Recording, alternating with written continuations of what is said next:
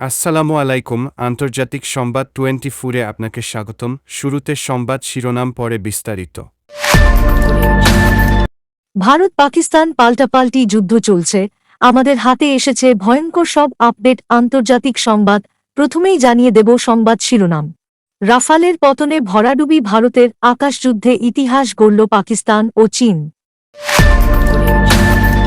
এরপর জানিয়ে দেব, আবার সন্ত্রাসী হামলা হলে উপযুক্ত জবাব দিবে ভারত, বলেছেন মোদি। আরও জানিয়ে দেব, পিছু হটছেন ট্রাম্প, নিরস্ত্রীকরণ ছাড়াই হামাসের সঙ্গে চুক্তির পরিকল্পনা। এরপর জানিয়ে দেব, ভারতের কাশ্মীরে বন্দুকযুদ্ধে ৩ সন্ত্রাসী নিহত। সর্বশেষ জানিয়ে দেব, ইসরায়েলে আবার আগুন, এবার জ্বলছে দখলকৃত আশদোদ শহর। এতক্ষণ শুনছিলেন সংবাদ শিরোনাম, এবারে বিস্তারিত। তবে অনুরোধ থাকবে ভিডিওটিতে একটি লাইক করবেন এবং চ্যানেলটি সাবস্ক্রাইব করে আমাদের সাথে থাকবেন। ভারতের কাশ্মীরে বন্দুকযুদ্ধে ৩ সন্ত্রাসী নিহত।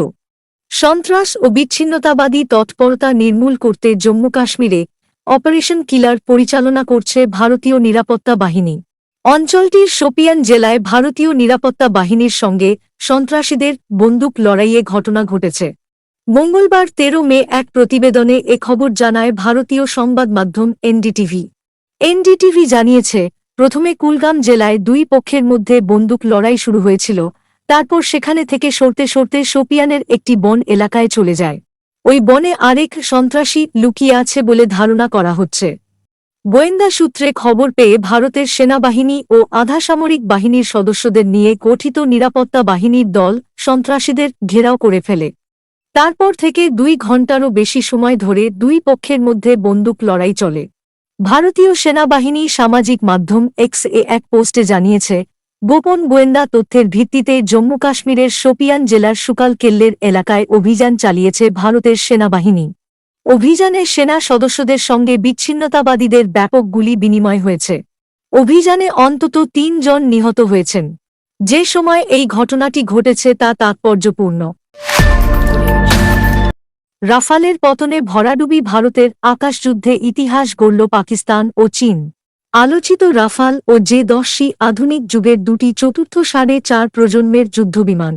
তবে গত ৭ মে এক ভারতীয় বিমান বাহিনীর সঙ্গে ঐতিহাসিক সংঘর্ষে পাকিস্তান বিমান বাহিনীর PAF চীনা নির্মিত জে-১০ ফাইটার বাস্তব যুদ্ধে প্রথমবারের মতো একটি ফরাসি রাফালকে ভূপাতিত করে। এই ঘটনাটি শুধু একটি যুদ্ধবিমানের ধ্বংস নয়, বরং বর্তমান বৈমানিক প্রযুক্তি ও কৌশলগত ক্ষমতার ভারসাম্যে এক গুরুত্বপূর্ণ মোড় বদলের ইঙ্গিত দেয়। এটি প্রমাণ করেছে যে পশ্চিমা আকাশ আধিপত্য আর একচ্ছত্র নয়, এবং চীনা প্রযুক্তিও এখন বাস্তব যুদ্ধে কার্যকারিতার প্রমাণ রাখছে। সোমবার ১২ মে এক প্রতিবেদনে এ খবর দিয়েছে জিও নিউজ। প্রায় $১২ কোটি রাফাল ধ্বংস হয়েছে মাত্র $৪ কোটি একটি জে-১০ দ্বারা। এটি নিছক কৌশলগত সাফল্যের চেয়েও অনেক বড় বার্তা বহন করে। এটি বৈমানিক প্রযুক্তির বিবর্তনে এক গুরুত্বপূর্ণ বাঁক চিহ্নিত করে। পাকিস্তানের জন্য এটি একটি কৌশলগত বিজয়, ভারতের জন্য এটি আত্মসমালোচনার সময় এবং বৈশ্বিক প্রতিরক্ষা পরিমণ্ডলের জন্য এটি এক নির্মম সতর্কবার্তা। পশ্চিমা বিশ্ব আর একচ্ছত্র আকাশ আধিপত্যে নেই। এই ঘটনার পরদিনই ইউরোনেক্স প্যারিসে দাসো এভিয়েশনের শেয়ার ৬% পড়ে যায়।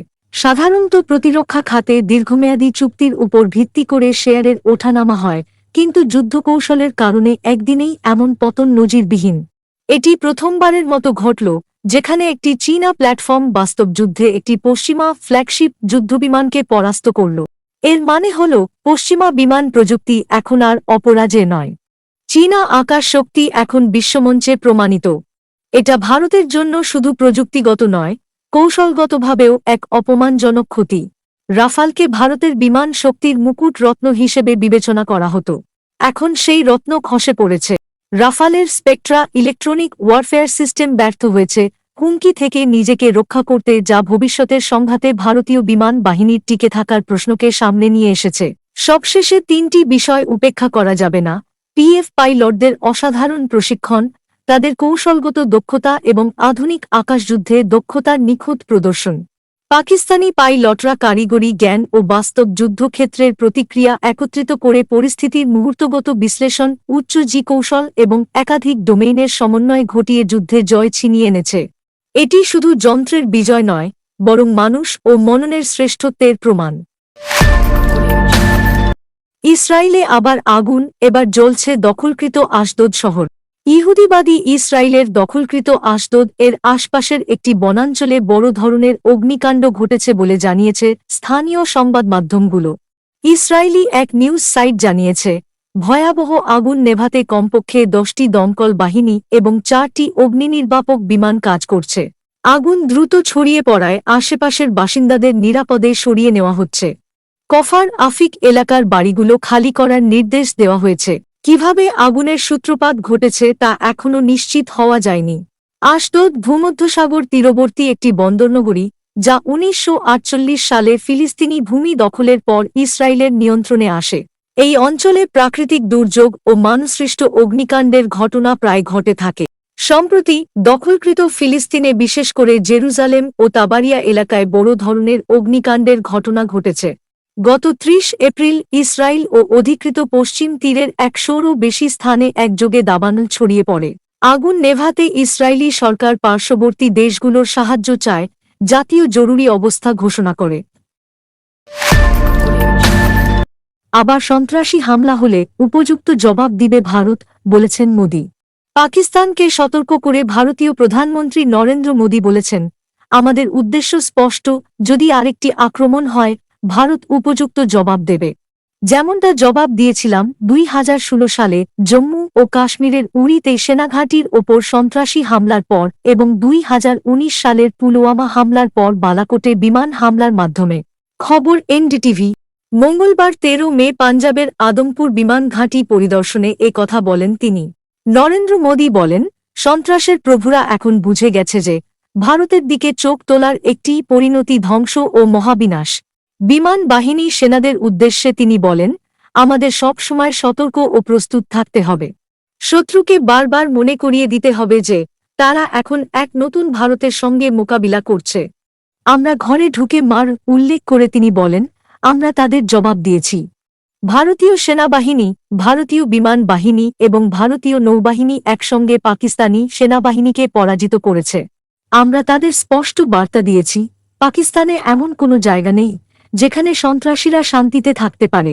ভারতীয় সংবাদ মাধ্যম এনডিটিভি জানিয়েছে, পাকিস্তান পাঞ্জাবের আদমপুর ঘাঁটিতে ব্যাপক হামলা চালিয়ে এটি ধ্বংস করে দেওয়ার যে দাবি করেছিল, সেটি সত্যি নয়। সংবাদ মাধ্যমটির প্রতিবেদনে বলা হয়েছে, নরেন্দ্র মোদি সকাল 6টা 15 দিকে ঘাঁটিতে যান।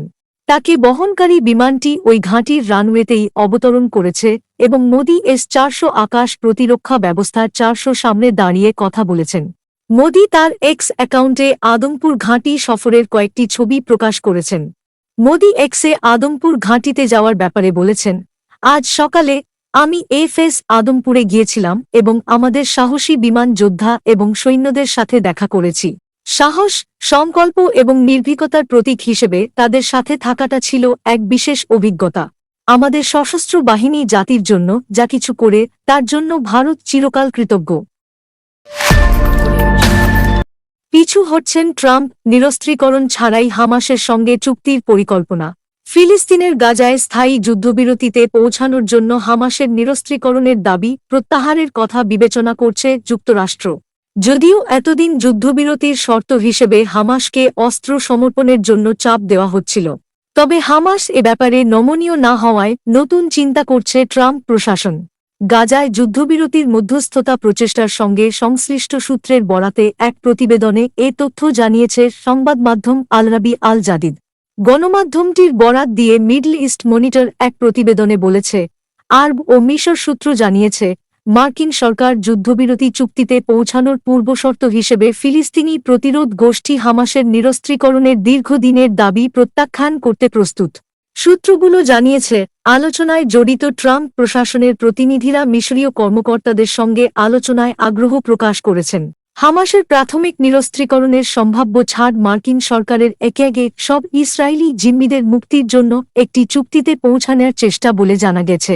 সূত্রগুলো জানায়, ওয়াশিংটনের দৃষ্টিভঙ্গির এই পরিবর্তনের কারণ হল মার্কিন প্রেসিডেন্টের অভ্যন্তরীণ মহলের মধ্যে সচেতনতা যে গাজায় বন্দী ইসরায়েলি জিম্মিদের বাঁচাতে কোনো সামরিক বিকল্প সহায়তা করবে না। এছাড়া যুক্তরাষ্ট্রের অভ্যন্তরীণ মহলের মধ্যে ক্রমবর্ধমান এই ধারণা যে ইসরায়েল এবং দেশটির প্রধানমন্ত্রী বেনিয়ামিন নেতানিয়াহু মার্কিন সরকার এবং ট্রাম্পের প্রতি অত্যধিক কর্তৃত্ববাদী এবং কৌশলী আচরণ করছেন। প্রসঙ্গত, গাজায় দীর্ঘ 15 মাস সামরিক অভিযানের পর যুক্তরাষ্ট্র ও আন্তর্জাতিক সম্প্রদায়ের চাপে গত 19 জানুয়ারি গাজায় যুদ্ধবিরতিতে সম্মত হয় ইসরায়েল। তারপর প্রায় 2 মাস গাজায় কমবেশি শান্তি বজায় ছিল, কিন্তু গাজা থেকে সেনা প্রত্যাহারের প্রশ্নে হামাসের মতানৈক্যকে কেন্দ্র করে মার্চ মাসের তৃতীয় গত সপ্তাহ থেকে ফের গাজায় বিমান হামলা শুরু করে ইসরায়েল।